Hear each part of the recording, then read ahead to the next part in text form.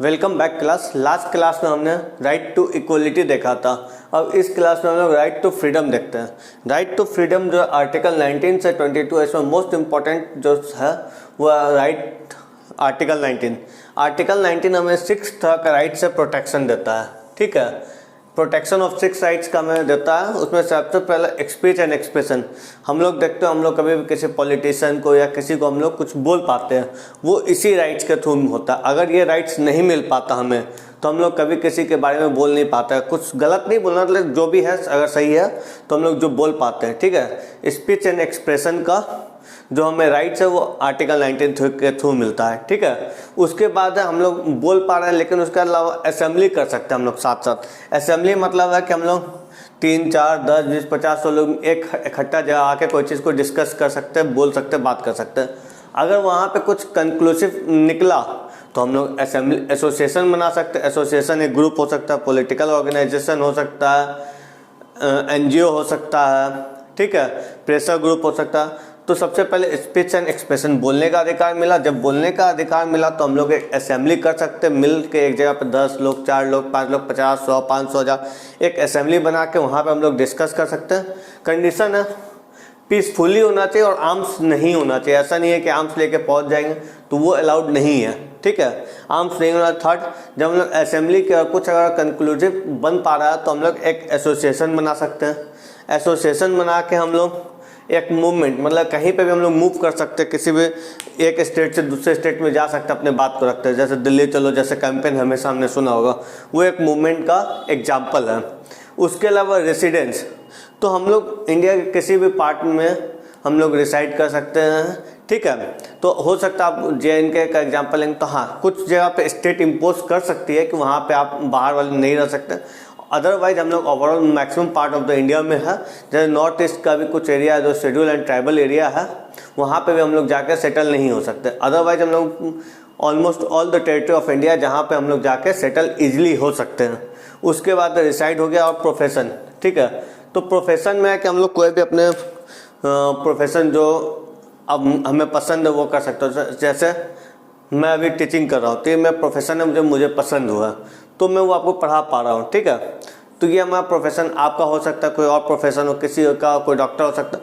तो ये हमें राइट टू फ्रीडम में मिला है कि हम अपना चूज़ कर सकते हैं। फ्रीडम है हमें कि हम लोग ये सब कर सकते हैं। ठीक है, अब हम लोग देखते हैं आर्टिकल 20 जो कि protection in respect of conviction of offence है।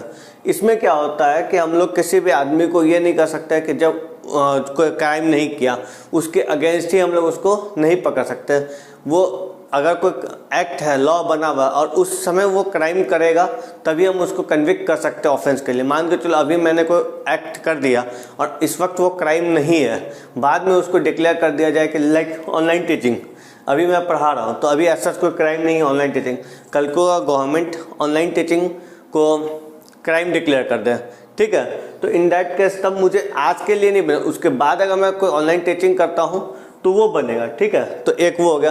फिर किसी को एक से ज़्यादा बार क्या कहता है वो नहीं दिया जा सकता है, पनिशमेंट नहीं किया जाता सेम ऑफेंस के लिए। उसके खिलाफ उसी को खुद को ही क्या नाम है विटनेस नहीं बना सकता। हम लोग देखते हैं मूवी में मार पीट कर खुद से गवाही दिलवा देता है, लेकिन ऐसा नहीं किया जा सकता। ये है protection with respect of conviction of offence. ठीक है, उसके बाद article 20 protection of life and personal live, ये बहुत बड़ा है। ठीक है, इसमें हर एक चीज़ आ जाता है। ठीक है, तो ऐसा कि हम लोग किसी को मार नहीं सकते, कुछ भी, राइट टू हेल्थ हो गया, right to environment, safe environment हो गया, कुछ भी ले लेंगे तो वो हम लोग protection of life and personal liberty हो जाता है। अभी भी सुप्रीम कोर्ट को अगर कुछ नया डिक्लेयर करना है कहीं पे, अगर लेट से राइट टू इंटरनेट आएगा तो वो कहाँ पे आ जाएगा, अगेन इसी में आएगा, right protection of life and personal liberty. यहाँ पे डिग्निटी इंपॉर्टेंट है, इंसान का डिग्निटी बहुत ज़्यादा इंपॉर्टेंट है। ये बहुत बड़ा आर्टिकल आ जाता है। ठीक है, ये बहुत इंपॉर्टेंट है, पूछता है काफ़ी बार कि प्रोटेक्शन ऑफ लाइफ कौन से आर्टिकल में मेंशन है, तो आर्टिकल 20 में। उसके अलावा एक आर्टिकल 21A भी है। ठीक है, आर्टिकल 21A इसलिए नाम में लगा हुआ क्योंकि ये समझ में आता है ये ओरिजिनल कॉन्स्टिट्यूशन में नहीं था, इसलिए इसका नाम क्या आ गया, आर्टिकल 21A लगा हुआ। ये जो 86 कॉन्स्टिट्यूशनल अमेंडमेंट के थ्रू जो है 2000 में इसको 2002 में इसको लेके आया गया है। ठीक है, राइट टू एजुकेशन। इसमें कहा गया है कि कोई भी बच्चा हो जो कि 6 साल से लेकर 14 साल तक का है एज ग्रुप है, ठीक है, 6 ईयर्स टू 14 ईयर्स का एज ग्रुप है, उसका गवर्नमेंट को है कि उसको उसका एजुकेशन प्रोवाइड करना गवर्नमेंट का ड्यूटी हो जाता है, ठीक है। ये राइट टू एजुकेशन में आता है। ये ओरिजिनल कॉन्स्टिट्यूशन में नहीं था, इसलिए आर्टिकल 21A दिया गया इसका नाम। उसके बाद प्रोटेक्शन, और ये 86 कॉन्स्टिट्यूशनल अमेंडमेंट पूछ लेता है कि राइट टू एजुकेशन जो है कौन से कॉन्स्टिट्यूशनल अमेंडमेंट एक्ट से आया, तो 86 कॉन्स्टिट्यूशनल अमेंडमेंट एक्ट था। एक चीज़ हम लोग वो भी चालू करेंगे जहाँ पे हम जो इम्पोर्टेंट कॉन्स्टिट्यूशनल अमेंडमेंट एक्ट था उसको हम लोग डिस्कस करेंगे, एक चीज़ वो भी रहेगा हमारा। उसके बाद नेक्स्ट है protection against arrest and detention, ठीक है। यहाँ पे बताया जा रहा है कि किसी को अगर अरेस्ट किया जाता है या तो उसको क्या क्या होगा।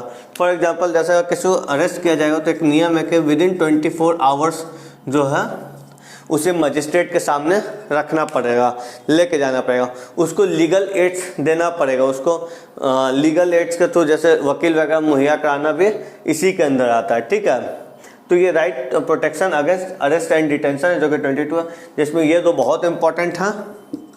और आर्टिकल 19 जो है सिर्फ और सिर्फ इंडियंस को ही एप्लीकेबल है। या तो वो इस तरह दे देगा कि right to speech and expression है या नहीं, या फिर ये पूरे कौन कौन सा आर्टिकल्स हैं, आर्टिकल का नंबर दे देगा जो कि सिर्फ और सिर्फ इंडियंस को मिलता है।